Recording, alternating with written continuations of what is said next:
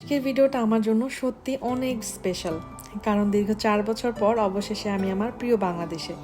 এতদিন পর নিজের কাছের মানুষগুলোর কাছে ফিরে আসার যে অনুভূতিটা ভাষায় প্রকাশ করা, সেটা কিন্তু সত্যি অনেক কঠিন।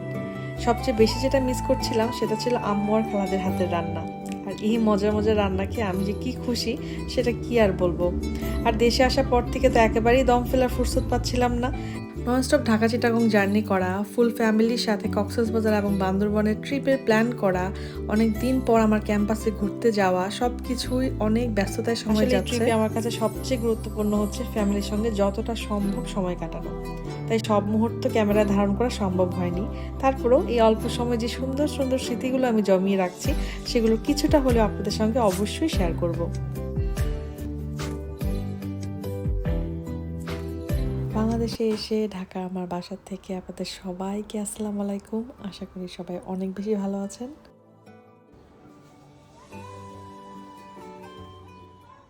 ঢাকায় আমাদের ফ্লাইট ল্যান্ড হয়েছে সকাল 9:30টার দিকে। আর এয়ারপোর্ট থেকে বাসায় আসতে আসতে প্রায় 11টা বেজে যায়। এক্সপ্রেসওয়েতে আসছি, তাই খুবই স্মুথলি, কোনো জ্যাম ছাড়াই সুন্দর মতো আসছি। সো এক্সপিরিয়েন্স আলহামদুলিল্লাহ ভালো ছিল। আর বাসায় এসে ঢাকার এই যে বিল্ডিংয়ের ভিউ, এটাও যে কত সুন্দর লাগে দেখতে, এটা মানে অনেক বছর পর দেশে আসলেই বোঝা যায়। তো আসার পর তো আমার ভাগ্না ভাগ্নি খুবই খুশি, মানে সারাক্ষণ আমার আশেপাশে। আলহামদুলিল্লাহ যে ওদেরকে আবার এই ছোট্ট এই যে আমি মানে অ্যাটলিস্ট দেখতে পারছি, কারণ নেক্সট বার আসতে আসতে হয়তো আর একটু বড় হয়ে যাবে ইনশাল্লাহ। তো আসার পর প্রচুর টায়ার্ড লাগতেছিল, সবাই নাস্তা টাস্তা অ্যারেঞ্জমেন্ট করছে, কিন্তু আমার কিচ্ছু খেতে ইচ্ছা করতেছিল না, কারণ প্রচুর ঘুম আসতেছিল। যদিও একদম তো না খাওয়ার থাকা যায় না, তো হালকা একটু নাস্তা করলাম। তো করে আমি শাওয়ার নিয়ে দিলাম, লম্বা একটা ঘুম।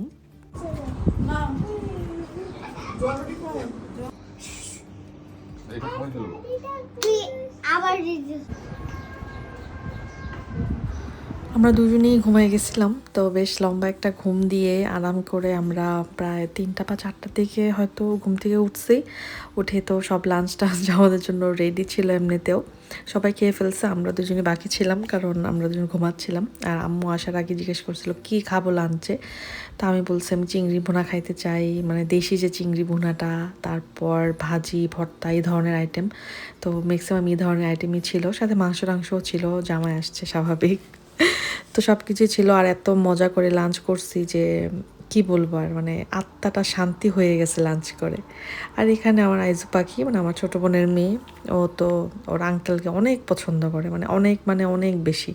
তো ওর সাথে খেলতেছিল। এরপর আসলে তেমন কিছুই ভিডিও করা হয় নাই, খুব টায়ার্ড ছিলাম, আর ক্যামেরা ট্যামেরা ধরতে ইচ্ছে করতেছিল না।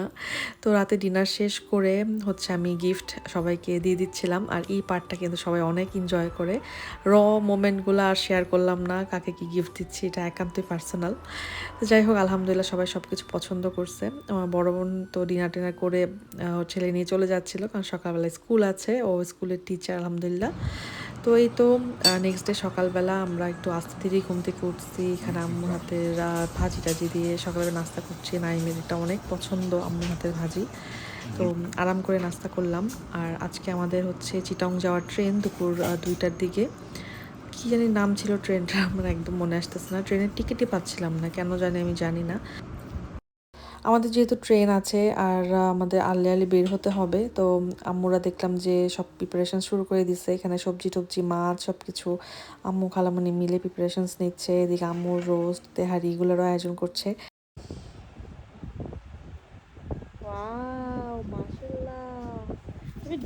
আর জানি না আপনারা কে কি কোথা থেকে ভিডিও দেখছেন, কমেন্ট করে জানাবেন। আর আপনাদের অনেক অনেক সুন্দর সুন্দর কমেন্ট আমি পেয়েছি আমার বাংলাদেশের আসার ভিডিওতে, যেটা পড়ে আমি এত খুশি হয়েছি যেটা বলে মানে বোঝানোর মতো না। তারপরেও দেখা যায় অনেকে আসলে ভিডিও টিভিতে দেখে বা মোবাইলে দেখে, সাবস্ক্রাইব করতে ভুলে যায়। তো আপনারা প্লিজ যদি সাবস্ক্রাইব না করে থাকেন, ভিডিওটা সাবস্ক্রাইব করে, আমার চ্যানেলটা সাবস্ক্রাইব করে নেবেন। আর ভিডিওটিতে লাইক দিতে ভুলবেন না, আপনারা একটা লাইক কিন্তু আমাকে অনেক উৎসাহ দেয়। আর এই তো খাবার দাবারের সব অ্যারেঞ্জমেন্ট হয়ে গেছে, মানে শাক সবজি থেকে শুরু করে পোলাও রোজ কোনো কিছু বাদ নাই। জামাই এত বছর পর আসছে, তাও আবার এত অল্প সময়ের জন্য ঢাকাতে। তো আবারও আসবে ইনশাল্লাহ, কিন্তু আপাতত তো চিটং চাচ্ছি। তো সব কিছু যত অল্প সময়ের মধ্যে যা যা আয়োজন করা যায় সব কিছুই করছিল নাইমের পছন্দ অনুযায়ী, আমার পছন্দ অনুযায়ী আলহামদুলিল্লাহ। আর আমার খালামণির হাতে এই সজনে ডাঁটা দিয়ে রুই মাছের তরকারিটা যে কি মজা, কি আর বলবো। আর এই শাকটা কে কে পছন্দ করেন কমেন্ট করে জানাবেন। আমার আম্মু, খালামণি, আমার বোনদের হাতে রান্না আলহামদুলিল্লাহ খুব মজা। আর নাইম ব্যাপারটা খুব অ্যাপ্রিসিয়েট করে আর খুব এনজয় করে, সব কিছু ট্রাই করে।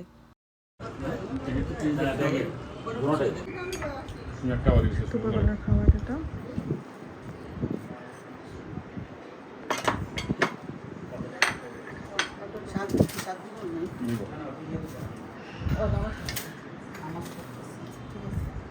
কি শাক? মূলা শাক। মূলা? হ্যাঁ। এখন তো কোনো মূলা সিজন না। না সিজন কালকে আনছি তো যে শাক।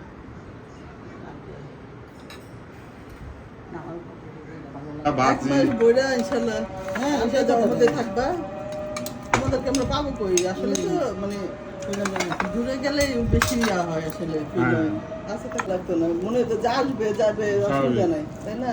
ইউকেতে আলহামদুলিল্লাহ আমাদের কোনো কিছুরই খাবার দাবারের অভাব হয় না, সব কিছুই পাওয়া যায়। বাট দেশি যে শাকসবজি আর যে দেশি মুরগি, এটা আমি অনেক মিস করি। আমার ভিডিওতে হয়তো আপনারা অনেকবার শুনেছেন। আর আজকে এসে আম্মুর হাতের এই যে দেশি মুরগির যে রোস্টটা, এটা আমি একসাথে 2-3টা খেয়ে ফেলছি, মানে এত বেশি মজা হয়েছিল আলহামদুলিল্লাহ। আর এই তেহারির কথা কি বলবো, এই তেরি কথাটাই বলতেছি, বাট এটা আসলে বুঝতে পারি না যে কি মানে একদম পারফেক্ট সাদা সাদা, মানে অথেন্টিক। ঢাকা শহরে দেখলাম অনেকে। এখন আবার আমরা চিটং যাচ্ছি।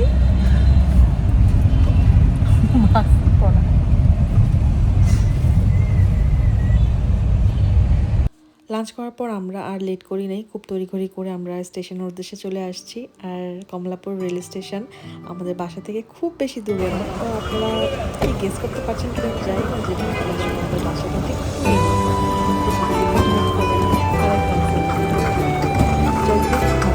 স্টেশনে আসার পর স্টেশনের এই পরিবেশটা আমি এনজয় করতেছিলাম।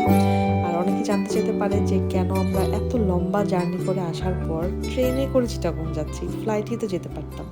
হ্যাঁ, ফ্লাইটে অবশ্যই যাওয়া যেত, কিন্তু আসলে না অনেক বছর পর যখন কেউ দেশে আসে খুব অদ্ভুত অদ্ভুত জিনিস এক্সপিরিয়েন্স করতে ইচ্ছা করে। আর মানে টায়ার্ডনেসটা কাজ করলেও না এগুলো পাততে দিতে ইচ্ছা করে না। তো আমার খুব ইচ্ছা করতেছিল অনেক দিন পর, মানে দেশে আসার পর ট্রেনে উঠি, কারণ লম্বা জার্নি করে আসলে অন্য কোনো জায়গায় ট্রেনে আমার পক্ষে যাওয়া সম্ভব হবে না। তো যেহেতু চিটাগং যাচ্ছি, তো ভাবলাম যে ট্রেনে করি চিটাগং যাই, আর একসাথে একটা খুব সুন্দর একটা সময়ও পার করা হবে। নরসিংদী স্টেশনটা পার হওয়ার সময় আমি ছোট্ট করে একটু ক্লিপ নিয়ে নিয়েছিলাম, কারণ আমার বাবার বাড়ি কিন্তু নরসিংদীতে। আর নরসিংদীর সাথে আমার অনেক আবেগ জড়িয়ে আছে, সেই কারণে যদিও আমার পড়ালেখা বড় হওয়া সবই ঢাকাতে। তো নরসিংদী থেকে কারা ভিডিও দেখছেন আমি জানলে অনেক খুশি হব।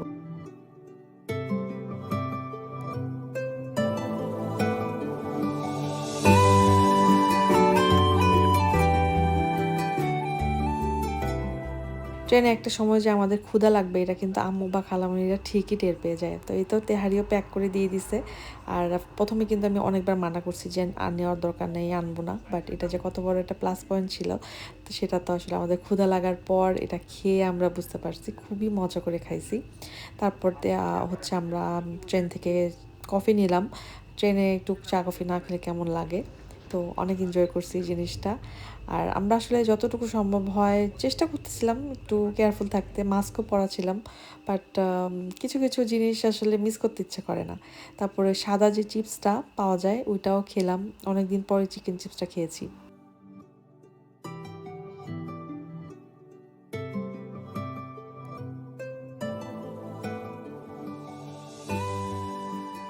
আর এই তো কিছুক্ষণ পর আমরা হচ্ছে চিটাগং স্টেশনের প্রায় কাছাকাছি চলে আসছি। যত কাছে যাচ্ছিলাম স্টেশনের ঝাঁকুনি যেন তীব্র থেকে তীব্রতর হচ্ছিল। যাই হোক, খুবই এক্সাইটমেন্ট কাজ করছিল চিটাগংয়ে এত বছর পর ফেরত আসা নিয়ে। আর আমার হাজব্যান্ড তো অনেক বেশি খুশি তার আব্বুর সাথে দেখা করার জন্য।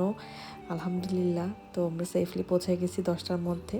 আর আসার পর আমরা লেট করি নাই, ক্ষুধা ছিল, ডিনার করে ফেলছি। ডিনার করে আসলে একটু গল্পগুজব করে আমরা ঘুমাই গেছি। আর চিটাগংয়ে আসলে আমার শ্বশুর থাকে আমার ভাসুরের সাথে, তো ওইখানে আসলে আমার না খুব একটা ভিডিও করা হয় না, তো করাও হবে না। তো সেটা আমি আগে থেকে বলে দিচ্ছি, যতটুকু আমার পক্ষে সম্ভব হয়েছে কমফোর্ট জোন থেকে, কারণ কেউ ক্যামেরা ফ্রেন্ডলি না। তো সে কারণে আমি সবার প্রাইভেসিটা খুব চেষ্টা করি মেনটেন করার। তো এখানে ঘুম থেকে উঠে সবাই গল্পগুজব করছিল, আর আমরা আমাদের লাগেজটা খুলে ফেলেছি, কারণ গিফট দেওয়া নিয়ে আমার খুব এক্সাইটমেন্ট কাজ করে। আসলে আমরা আমাদের সাধ্যমতো চেষ্টা করেছি সবার জন্য কিছু না কিছু আনতে, কারণ এত বছর পর আসছি। কে আসলে আমাদের সাথে দেখা করতে আসবে, কে বাসায় আসবে, এগুলো আমরা চিন্তা করিনি। আমাদের যার যার কথা মনে হয়েছে সবার নাম ধরে ধরে আমরা আলহামদুলিল্লাহ গিফট কিনেছি। কি কিনেছি সেটা হয়তো বলতে পারছি না এখানে ভিডিওতে, বাট আমরা চেষ্টা করেছি। আলহামদুলিল্লাহ সবাই পছন্দও করেছে, এটাই হচ্ছে আমাদের সার্থকতা। আর প্রথমবার দেশে আসলে না এই এক্সাইটমেন্টটা বেশি কাজ করে। রেগুলার আসা যাওয়া করলে কিন্তু এই ব্যাপারটা আসলে অতটা গভীরভাবে নাড়া দেয় না। তাই আমরা আমাদের ফার্স্ট এক্সপিরিয়েন্সটাকে খুবই অমূল্য রাখতে চেয়েছি। বাংলাদেশের রাস্তাঘাটের এই হট্টগোল মানে এগুলো যে কত দিন পর দেখতেছি। সন্ধ্যার পর আমার চাচি শাশুড়িরা আসছিলেন দেখা করতে। তিনজন চিটং শহরেই থাকেন, আর একজন সন্দ্বীপে থাকে, উনি ওখানে স্কুলের টিচার। তো সবাই আমাকে যখন আমি চিটং থাকতাম খুব আদর করতো। আর আমার শাশুড়ি যেহেতু নাই, তো সবাই আসলে খুব আদরের চোখেই দেখতো আমাকে সব সময়। তো সবার সাথে অনেক বছর পর দেখা হয়, অনেক ভালো লাগছে আলহামদুলিল্লাহ। তারপর রাতে ডিনার শেষ করলাম। এখানে আমার ননাস, শ্বশুর, আমার যা, আমরা মিলে ডিনার শেষ করলাম। আমার ননাস সকালবেলা থেকেই আমাদের বাসাতেই ছিল, কারণ যেহেতু আমরা আসছি। আর আপু বললো আজকে ওনার বাসায় রাতে থাকতে, তো এখানে অটোতে করে আপুর বাসায় যাচ্ছি।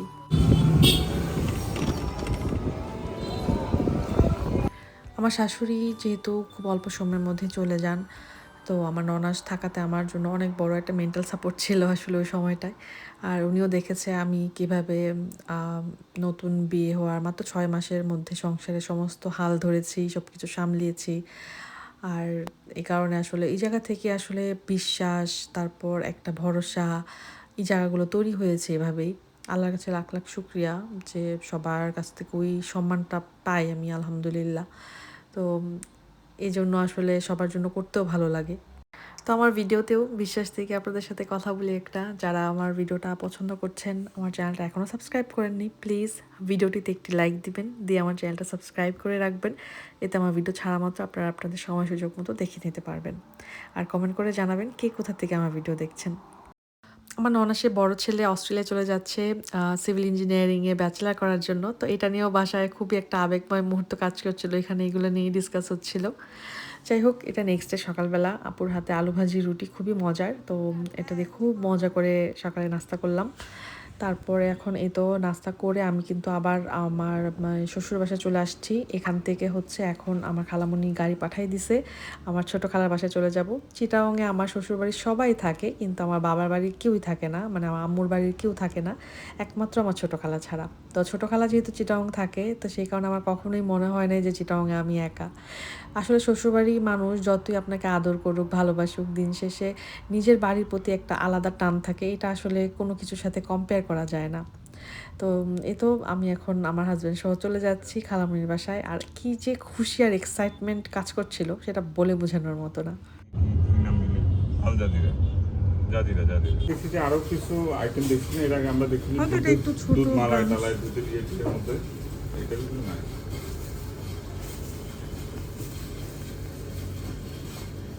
আমরা এখানে মিষ্টি নেওয়ার জন্য আর টুকটাক স্ন্যাক্স নেওয়ার জন্য চলে আসছি ফ্লেভার্সে। চিটাগংয়ে কারা কারা ফ্লেভার্স পছন্দ করেন আমাকে জানাবেন, আমার কিন্তু অনেক পছন্দ ফ্লেভার্সের মিষ্টি।